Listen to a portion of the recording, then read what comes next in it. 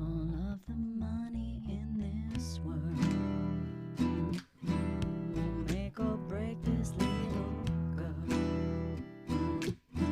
Though I'm afraid of my whole life,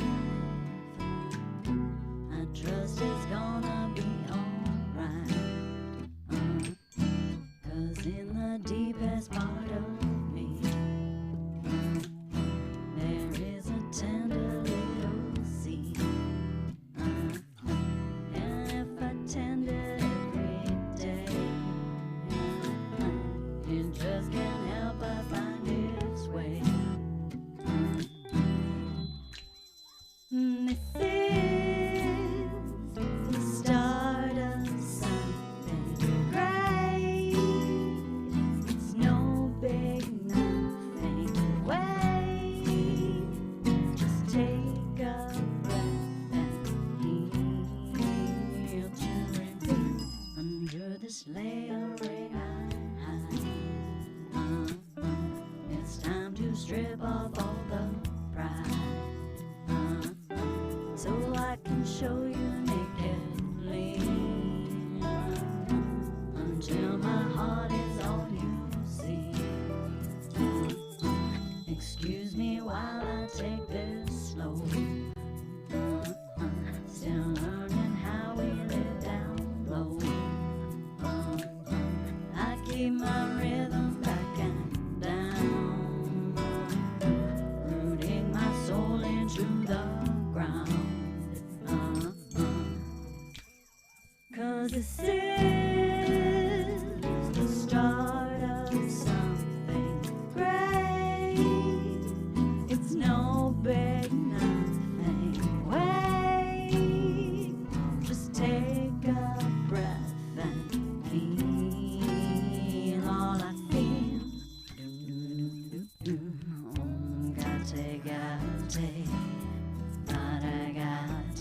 Gate, some gate, bodhisattva.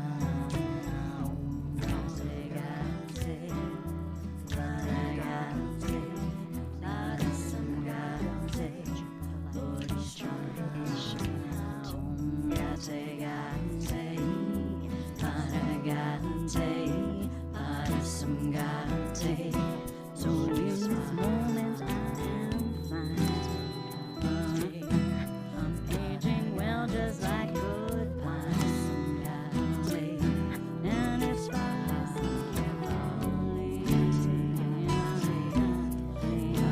making love. This is the story of my life. It's day by day and night by night. Can't tell you who the hell I am. All that I know is cause this is the start of something great. It's no big nothing. Wait, just take a breath and drink all the changes.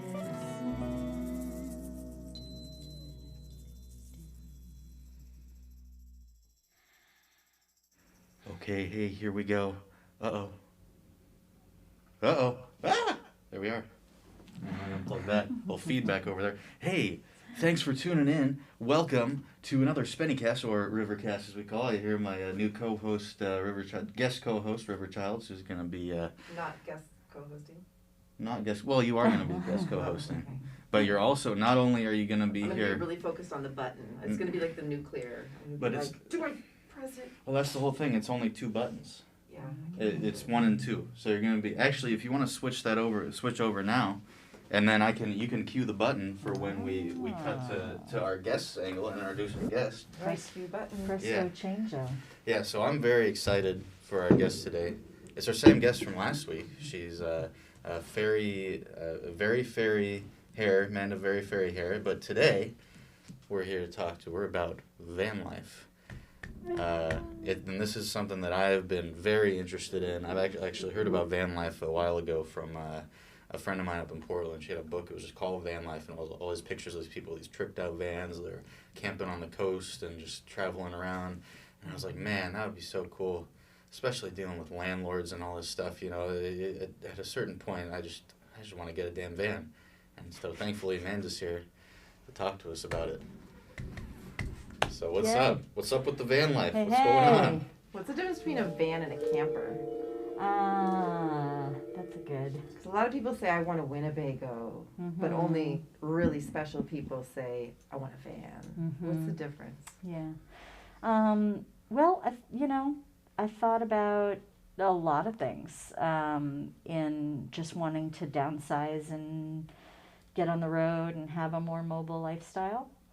First of all, my van found me, as it should be. I think there are a lot of decisions to make, depending on how much amenities you need, what you need exactly. You can do anything from move into your car, your Prius or your Honda Civic or whatever, to buying some $200,000 monstrosity that will be this whole other thing. So people do all of that, and I was considering a lot of different things, and one of the things I wanted to consider was I want it to be easy to drive, easy to park, and easy to maneuver, but enough space for me to really have it be a one and only tiny home for myself that would be a comfortable amount of space that's not too large, right? So it was trying to find that sweet spot. And The parking space thing is the parking crucial. space thing is crucial.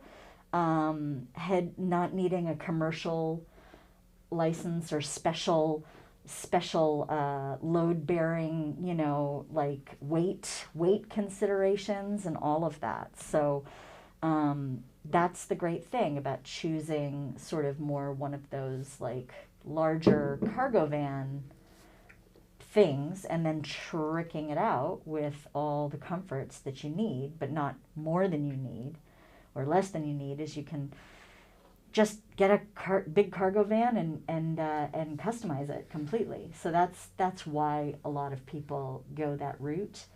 So what kind of amenities does your van have right now? It's pretty basic. It kind of ended up being just the basics, like a glorified, like a glamping situation. With it has a solar panel and some solar conversion stuff that I still haven't figured out. I just for right now, I'm running an extension cord in through the driver's seat, and I'm just using a surge strip because I have electric where I'm parked right now. So that's what I'm doing for now. But it has a loft bed. It has counter space, some cabinetry, and the driver's side and passenger side seats swivel. And it has some like basic, like a shelf in the back in the garage back. But other than that, I put everything else in. So no plumbing, no fire, none of that is included in my setup. I kind of got to decide what I needed and how I'm gonna maneuver to get my needs met. Awesome. So it's pretty cool.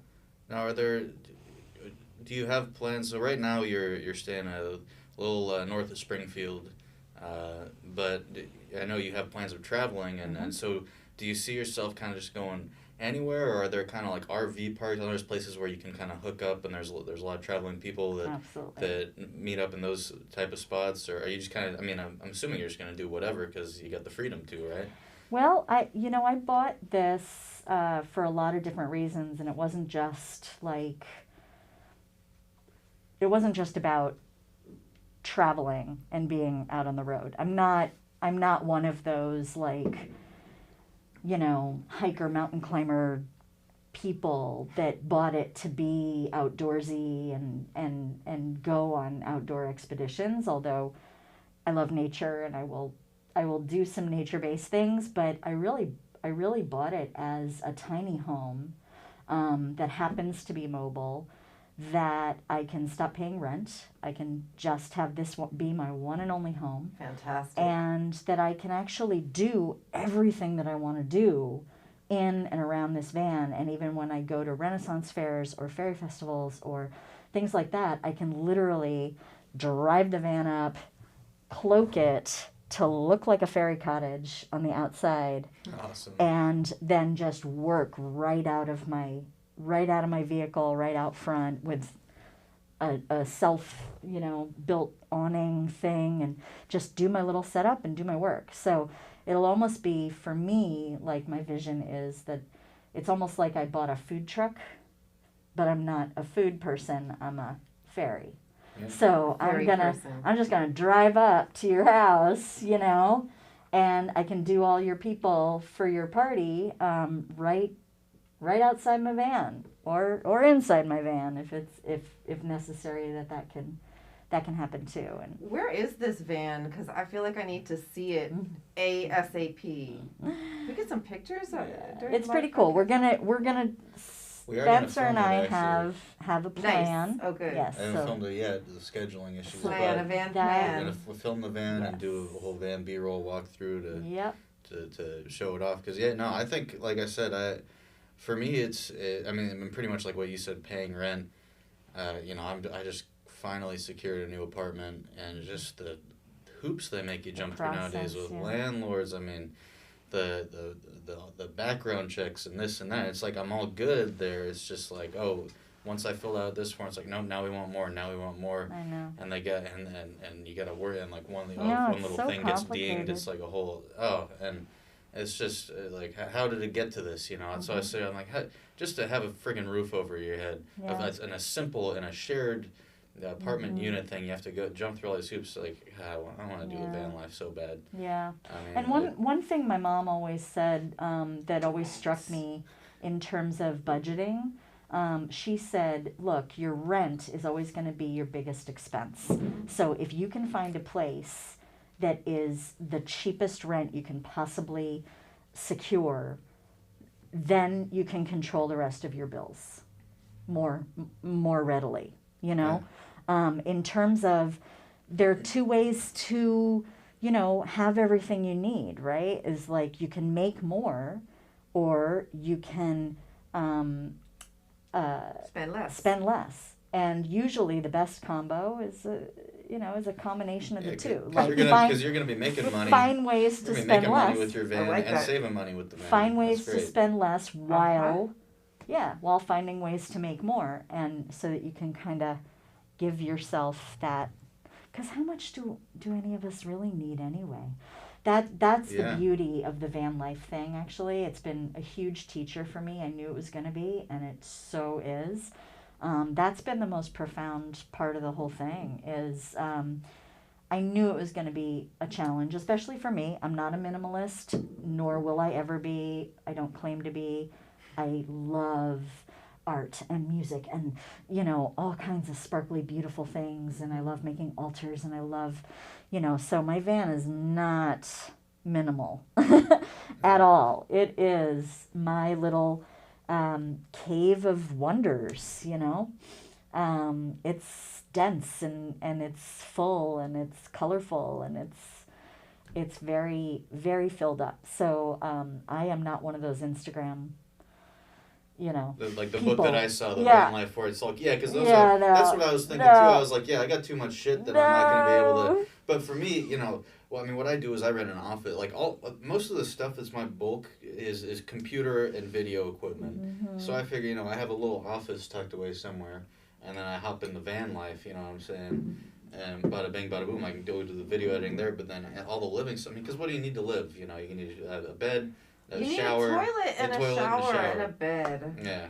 Yeah, but even that, it's refrigeration. It's workable. Mm-hmm. I have a fridge. I have a truck fridge that's hooked up. Small fridge, so it controls how much food I can actually buy at the grocery store, and and working out for me, like what I can leave at room temperature, what needs to be refrigerated versus, it gets you thinking about a lot of those things because when we have a big fridge and we have a house or an apartment, we don't even think about, well, what actually needs to be refrigerated versus if it fits in the fridge, we just stick it in the fridge. But half of the stuff we put in the fridge does not need to be refrigerated. If it's being used Yeah. consistently, Yeah. it doesn't need, yes, Yeah. Well, even this is things, a touchy subject for me. It is. I'm working on it, though.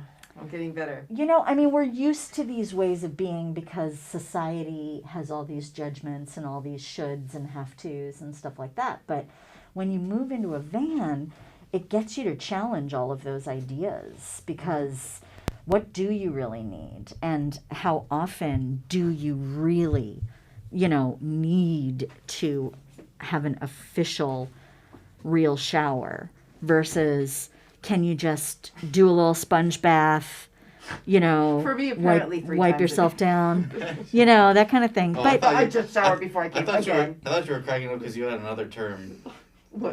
That you say that you say that I do when if Oh I'm in the yeah, office I'm not. too I much. can't say that in front of a fairy. Okay. Fairies are way too pure and. Ah, no. I mean, pure might not be the right word. Wholesome. Yeah. Wholesome. All Wholesome. right. Wholesome. Natural. Yeah. El natural, baby. say That's that. the whole thing. Your mom or your stepmom or dad might be watching. My stepmom said things 50 million times worse than that. Trust me. Okay. All right. Oh yeah. Well.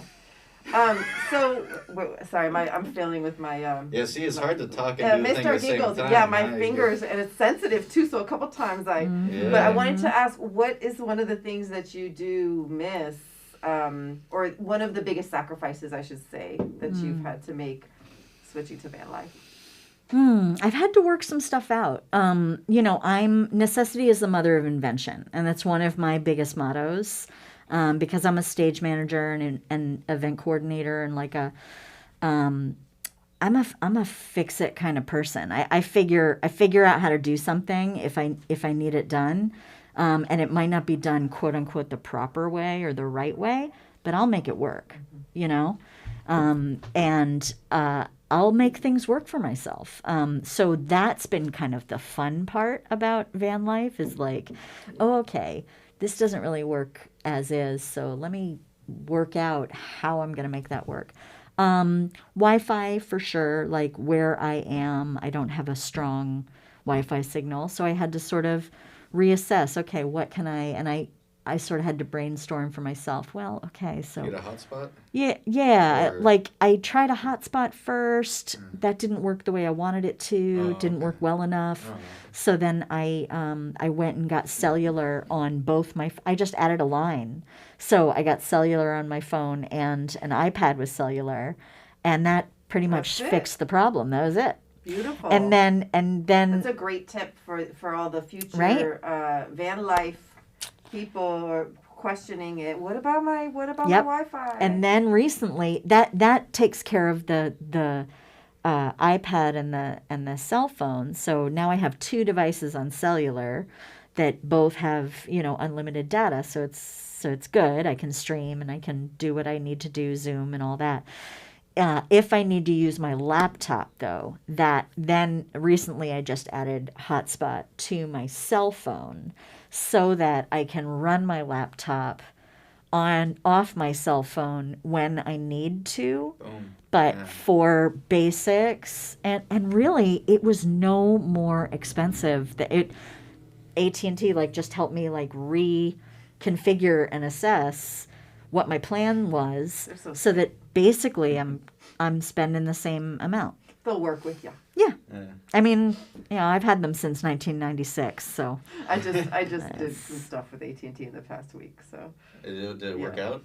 They worked with me, which is I was paying too much for my landline, and they're like, okay, guess what? We could take away your caller ID, your call waiting, your three-way calling, your caller identifier. That's caller ID. Anyway, all this stuff I didn't know I was paying for. Yeah. And it went from $80 a month down to $30.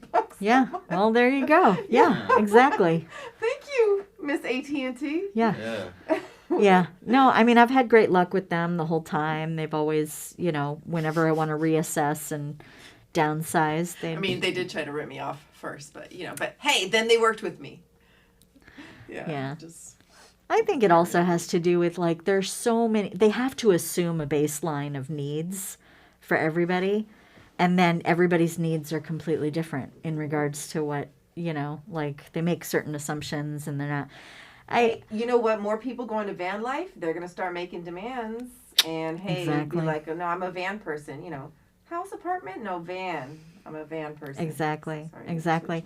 I was even really pleasantly surprised when I went to, because I got the van, I bought it from someone in Santa Cruz, who Hey, had shout out Slug Life, Santa Cruz. Yeah. Let's go.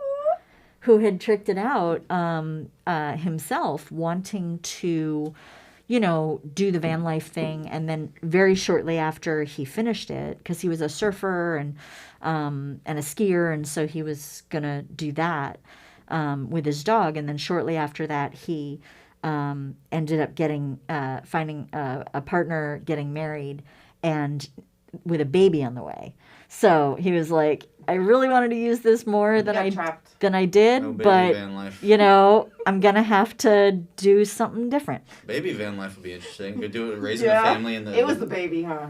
That was the last. Well, here's the straw. thing. Here's the thing. Well, for Two safety, vans. I If you mean, did two the vans- whole infancy, you I need a get car it, I seat get and it. stuff. So it's all the. Here's the okay. One I'm a van, hippie at heart. one Yeah. van, one RV. I'm talking baby. One van, one RV. So all the baby stuff's in the RV. And then I don't know. I think. I think that's completely the opposite of what van life is supposed to Yeah. be. Like I can live van life, but I also need an RV waiting for me, and somebody to drive it behind my van. No, but I'm saying if there's two parents that both have driver's licenses, presumably. So I want somebody to. Where's the camera?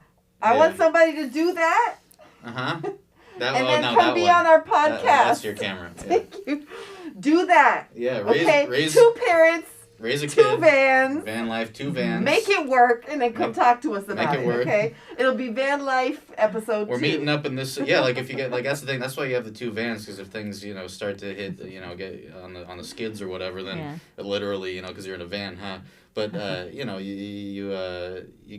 can go. Oh, we're okay. Now we're gonna meet up in this city and then switch the custody, and now you guys are gonna go do van life for a month, and I'm still doing my van life, and then we're gonna meet up in St. Louis. And anything is I'm saying- possible. Anything's Vans possible. Make anything possible. My friends actually that were part of who helped facilitate, who actually found the right van for me on chance, like sent me the link of something that looked good because they knew I was looking. They have an RV that they pull behind their Sprinter van. So they got the Sprinter van because of shows and things, bringing her whole setup to shows and stuff. So they needed a cargo van that's like for cargo, but it's a little bigger than they need. But they can pull their RV because they're a family with a 4-year-old. So they want to, and they go to festivals and they have to like sleep on site, and they want to be comfortable. So they pull the trailer, they park the trailer at wherever they're staying, and then they can drive the Sprinter around as their vehicle once it's unloaded of merchandise and stuff. And then they want to do a semi-conversion of the Sprinter van so that they can just take the Sprinter van if they're going on like more of a short trip where they don't need all the amenities. So they're doing like both, so there's that out there too. And then there's also like, if you haven't seen Nomad yet on Hulu, it's really great. It's a beautiful film. It's one aspect of van life for sure. It is not all there is about van life. Oh, it's but about the Nomad. I get it. Nomadland. It's based on a book, but to tell you the truth, it's semi documentary because the two main characters are actors, but everybody else in the film are the actual real people that live out of their vans.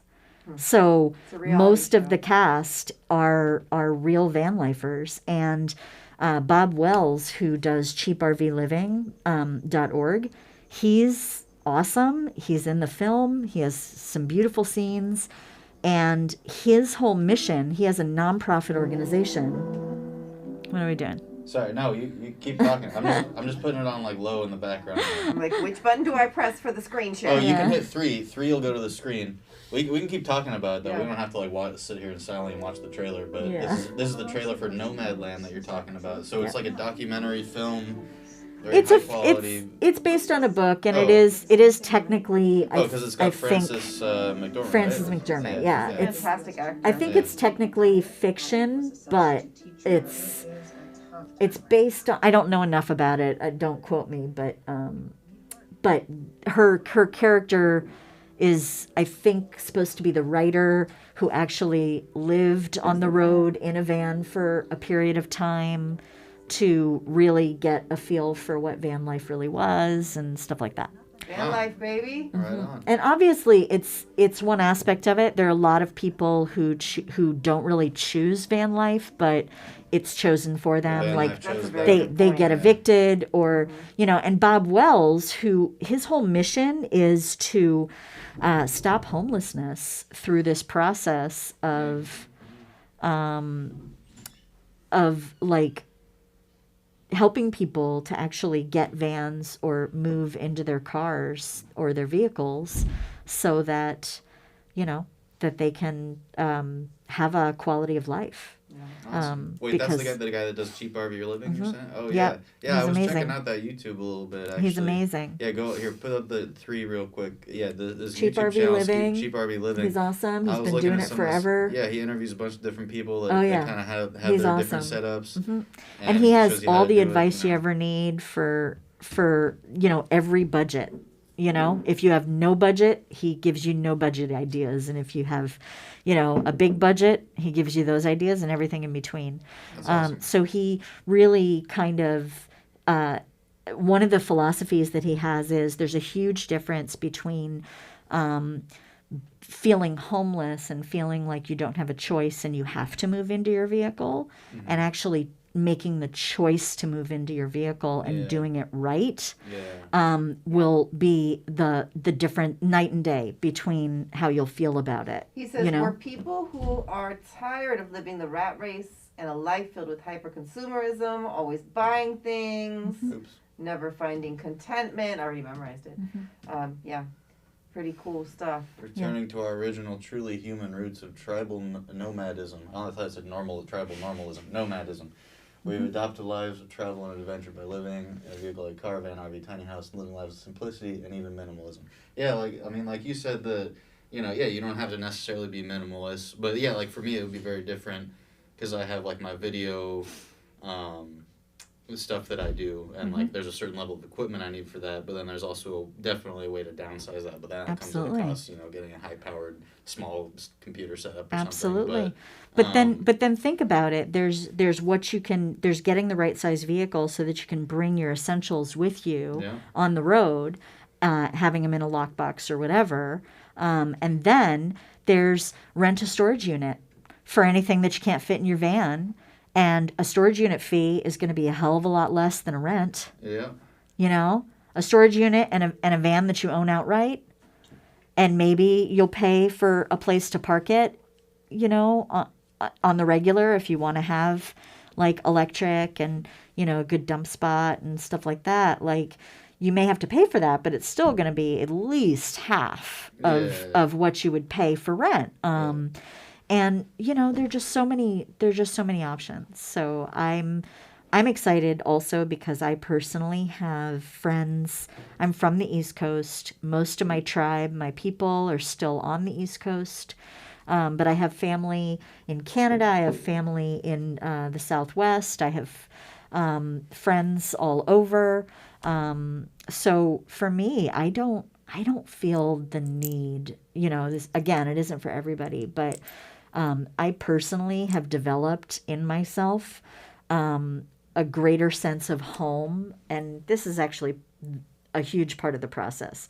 The more of a sense of home I have in me that I carry with me all the time, the less I need some external place called home that is in one location at one address. Oh, yeah.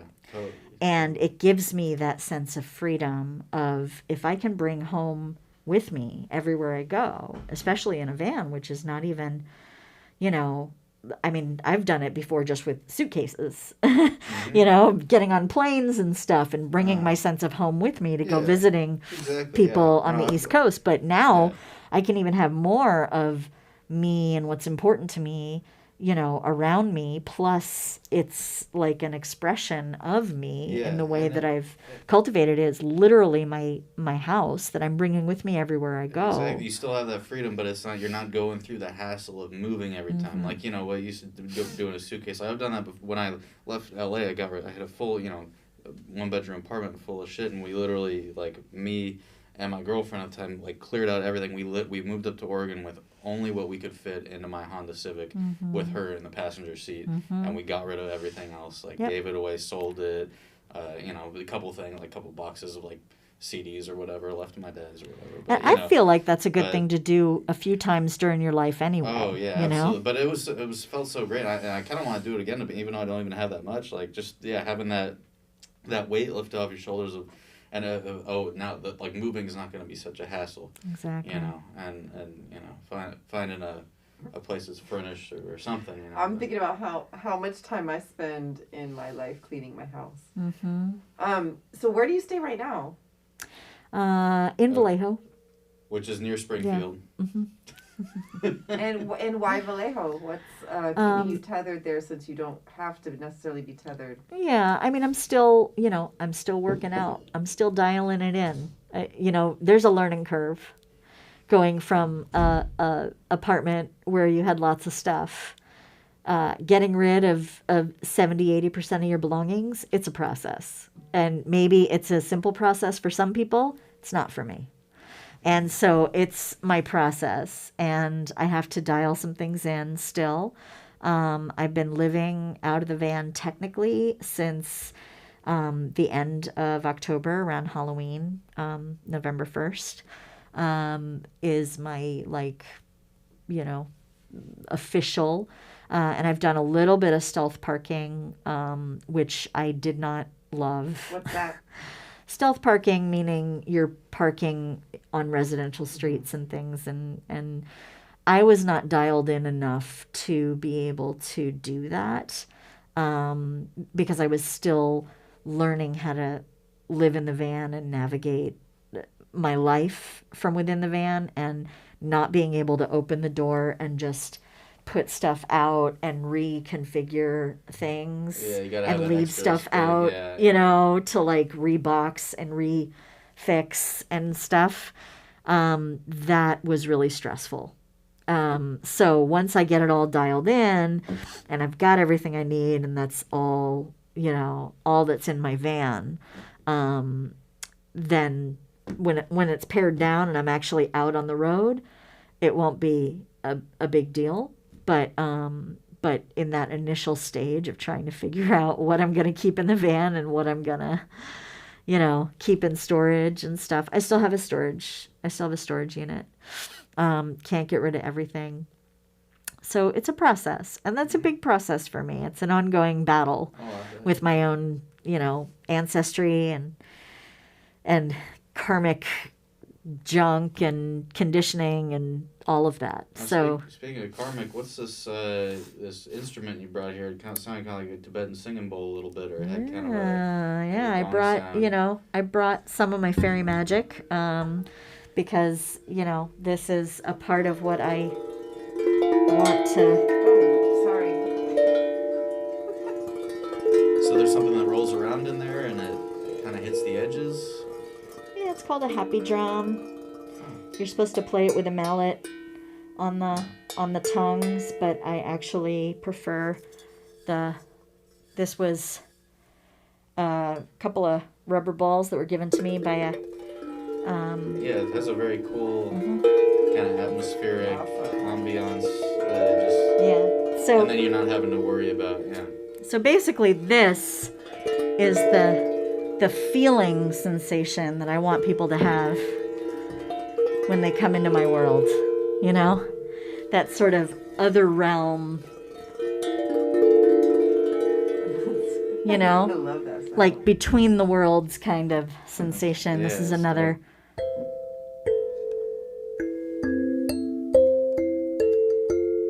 That's a traditional West African instrument originally, but this one has a skin and You're like, this acoustic one was box. made in Taiwan. No, that's awesome. So you're a musician too, and you had that song. I did, yeah. The Story of My Life is the title of the song, correct? And yes. Was that we played for not only this intro, but the intro of the last one as well. Yeah, for Fairy Hair. Yeah. That is my song. It's kind of my personal anthem. It has a lot in there. It might be hard to make out all the lyrics, but that song pretty much says everything that I want to say, like in the world, in life. I feel like it really represents me well as a person. I wrote it maybe a year or so after I got here to California from New York, living in New York for almost 20 years. And just landing here, like, with nothing. Again, like, getting rid of 70% of my belongings, shipping the rest, and kind of starting over around my 40th birthday. And I wrote that song on the way to a retreat, again, to Santa Cruz, a singing retreat, a sound healing retreat. And the song means a lot to me, and it's still just as relevant as when I wrote it. There's a chant that I use during the song that kind of, I don't know, encapsulates it to some degree. It's a traditional Tibetan chant, part of the Heart Sutra, that I sort of made my own. And it says, Om Gate Gate, which Om Gate Gate is like, hey, listen up, attention. Gate Gate, gone, gone. Parasamgate, utterly and completely gone. You know, everything must go. Bodhi Svaha, let your Buddha light, your essential nature, your authentic self shine out. Svaha, we did it. Cosmic high five. So it's like this. Love it. It's this whole process. Did you say cosmic high five? Cosmic high five. Boom. Is Svaha. Let it go. Yep. Let it go. Let it go. Let it go. Let it go. Let it go. We did it. The ego, Cosmic too. high five. Exactly. The ego, the everything, the possessions, the ideas we have about how we're supposed to live or what we're supposed to be doing with our time here, and all of that. So it's Om Gate Gate, Paragate, Parasamgate, Bodhisvaha, Om Gate Gate, Paragate, Parasamgate, Bodhisvaha, Om Gate Gate, Paragate, Parasamgate. Yep. And then, that last verse. So in this moment I am fine. I'm aging well just like good wine. And if I listen carefully, the earth is making love to me. This is the story of my life. It's day by day and night by night. Can't tell you who the hell I am. All that I know is here I stand. This is the start of something great. It's no big nothing. Wait, just take a breath and drink all the changes in. Wow. Yeah. I didn't know we were gonna get a free live show here. That was awesome. Yeah, that was awesome. Oh, you give voice. So do you have any other songs that you do, or was that was it like a one-off thing? Because that was a good studio recording on that one and everything too. You had a guy on the guitar And cut. I'm kidding. No, okay. Yeah, no, I've It was a song. It was a song thing. It was a music thing. Oh, okay. Yeah. You get it. Got it. I'm a singer, songwriter, percussionist. I have been for a long time. I was a percussionist and a singer most of my life. Drummer since I was like 14 and singer since I was like 5. But I didn't start writing and I was in a rock band in New York for like 4 years, doing harmonies and percussion, occasionally a lead song. But I didn't start to write my own music until I was about 29, 1999. And that just opened up a whole new thing for me of writing my own music. It just expressed something completely different and completely vulnerable. And singing other people's songs is awesome. And singing your own songs is a whole different thing. There is something else that happens when you're singing your own music, and what you have to say from your heart and stuff like that. It makes you feel really, really vulnerable. I've been a performer, most of my life, and the first time I ever performed my own music live, I had stage fright like I had never had before, because there was something really, really naked about it. So, that's been a process too, is just claiming myself as an artist, claiming myself, as the gypsy pixie that I am and that I want to be. Yeah, because because it's, like you said, playing someone else's thing, that if it's not your night or whatever, for whatever reason, it still kind of has that, like, oh, it's this other song. Whereas when it's yours, like, oh, if I don't do this justice, like, or that's like the stage fright pressure. If I don't do this justice, this is gonna like feel like a personal attack on me. I know from doing the open mics and stuff. Like, it was always easier to do stuff that other people wrote. Oh, doing much easier. Doing your own stuff.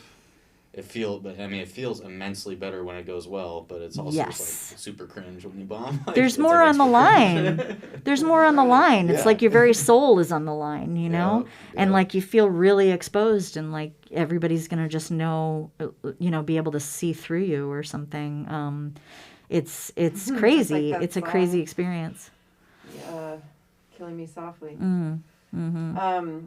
So do you ever perform when you're in your van and get like an unexpected audience, or definitely open your doors and just make music? There's not much of a threshold between you and the outside world. Does music come into Absolutely. play? I'm a sound healer. I do ritual. I have, my women's circle that I've been a part of since the 90s, Circle of Soul, and we do a cappella chants, some of which we write, some are more traditional chants, and we do circles, both private and public. So I do that kind of stuff out in the world, wherever, whenever. I sing a cappella a lot, just with maybe a drum beat or nothing, just me rhythmically singing. And occasionally I'll do something with a band on like an open mic night or something where there's a band available. I've hired musicians in the past. I have a lot of musician friends. I've done a little bit of everything. So, I used to run my own open mics back in New York called Wired and Inspired. That was poetry and comedy and music and all of it. And I was the MC, and, so I'd be doing improvisational, like, between bits and things like that. I want to do some of that again. Where in New York were you doing that? That was in Brooklyn. In Brooklyn? Yeah. In the 90s? In the 90s, Okay, yes. I'm going to ask my friends out there if they've heard of it, because I bet they have. Wired and Inspired. Yeah. I wanted to ask, what was your rock band's name also? 42 Wet Men. Okay. Yeah. Sure, there's a story. Yeah, there's a story. There are many stories. 42 Wet Men. Yeah. No, she said wet men. Wet Men. Wet Men. Oh, Wet no, men. you're right. Yeah. 42 Yeah. Wet Men. 42 Wet Men. No, you're right. Yeah. Look out. Yeah, exactly. Yeah. Hey, Pronunciation my matters. stepmom says brava or brava. I think she was. Brava. Brava. Yeah, Brava. It's like Italian or something. Came in during the song. The singing. Yeah. Yay. But I do soul collage stuff. It's almost like self-therapy, but where I can do an oracle reading on myself using my own collage work that I do. It's a process. And I do playback theater. I do music for playback theater. I want to do more of that as well. What's the story, she says? Sorry. What's playback theater? Playback theater is again like an improvisational, therapeutic acting process that people do where there's a cast that is used to improvising together, and they take suggestions from the audience and actually, or stories. They take stories from the audience, like real people's stories on certain topics, and then they sort of act them out in various formats that are designed to be really connected and emotionally impactful, and to get people to. Oh no, I'm just saying because the chat. She said, "What's the story? 42 wet men." So it's our only viewer right now, or at least our only vocal viewer right now. Are you prepared to tell the story? If you don't want to tell it, you can just say, "Hey, 42 wet comment." men. But you can tell 42 wet men. I can tell. The people want to know. The people want to know. Yeah, oh my gosh. There. What's the story? 42 wet men. What's the story? 42 wet men. That's so funny. Okay, so the story for the name, I was in a band that I was co-creating with my boyfriend at the time, Brian Mannix. And I had brought a friend of mine that I had known since I was 12, David Geist, into the group. So it was just the three of us, and all three of us were Pisces. And I was born March 12th. Brian was born March 13th, and David was born March 17th.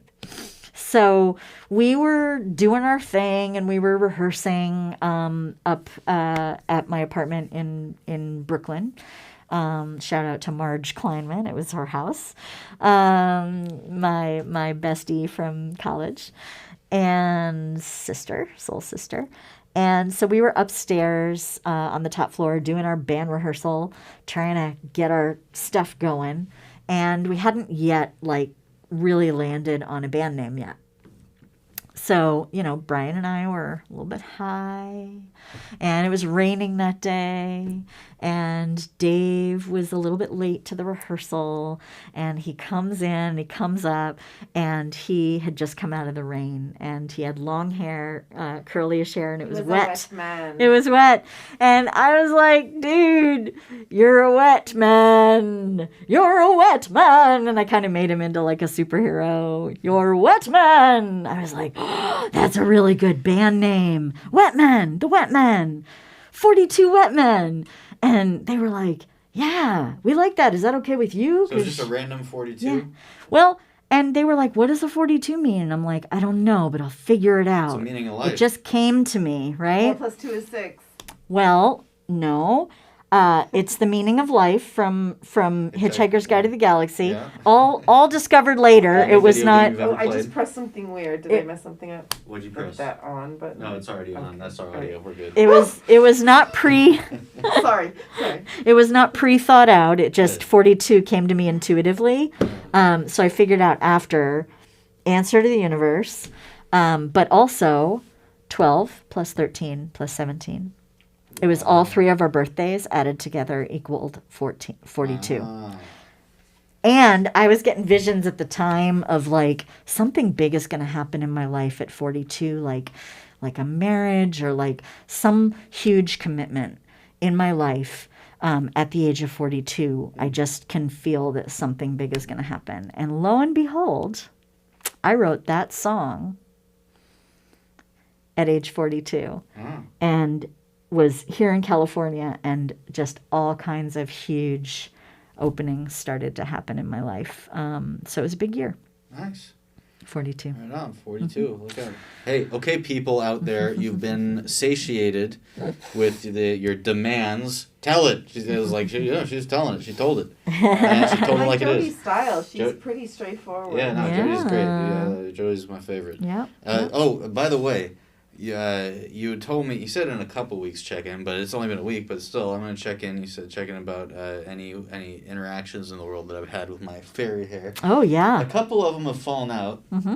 Like 3 or 4 of them fell out already. I've Natural. seen, but there's still definitely some lurking in there somewhere. And the other night, actually 2 nights ago, I had my buddy over at the office, my roommate now, who's we're going to be moving in together, and I was showing him, we were switching off doing some VR, doing virtual reality stuff, and checking out this technology, and he was, he was a little stoned or whatever, and I was doing something, I was showing him this, like, scary alien game. It was, like, too freaky for him, so I was like, but he could see what I was seeing.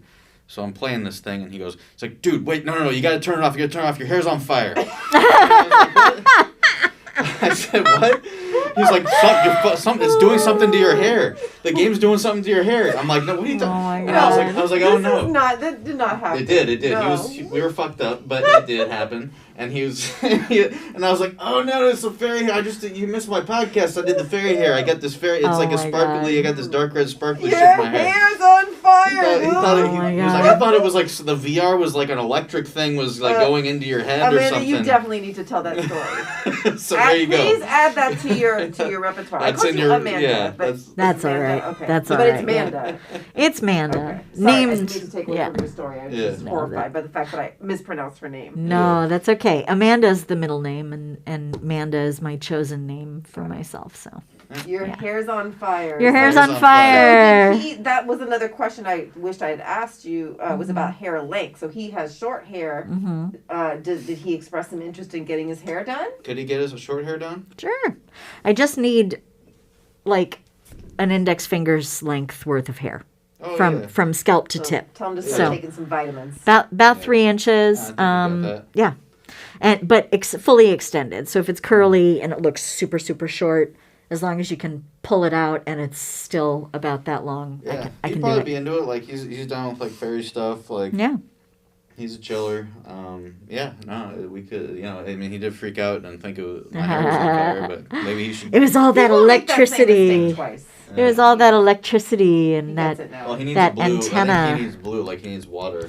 He needs the fuck. he needs Yeah. water and Oh, can I yeah. tell you my van's name? What's their band's name?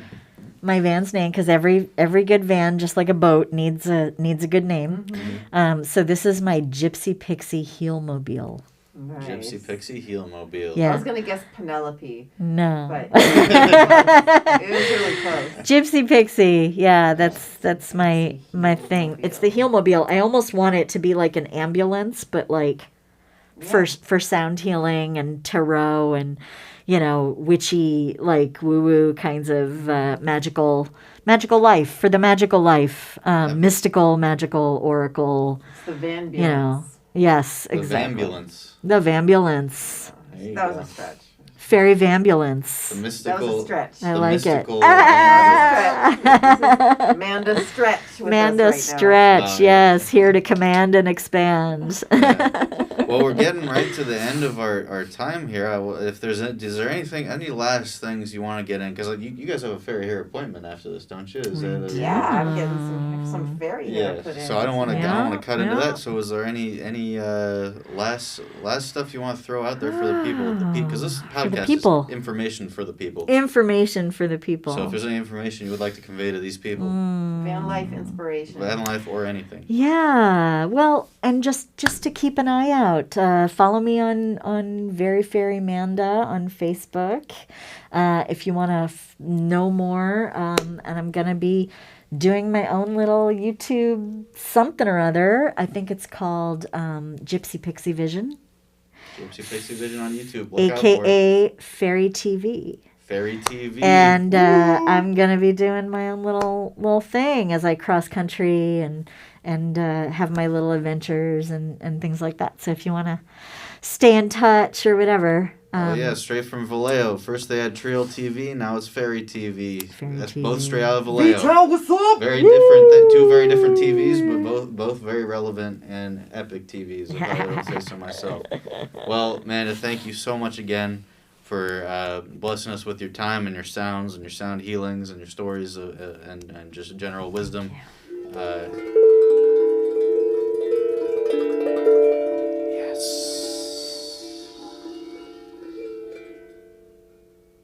Epic. And Miss Childs, Yeah.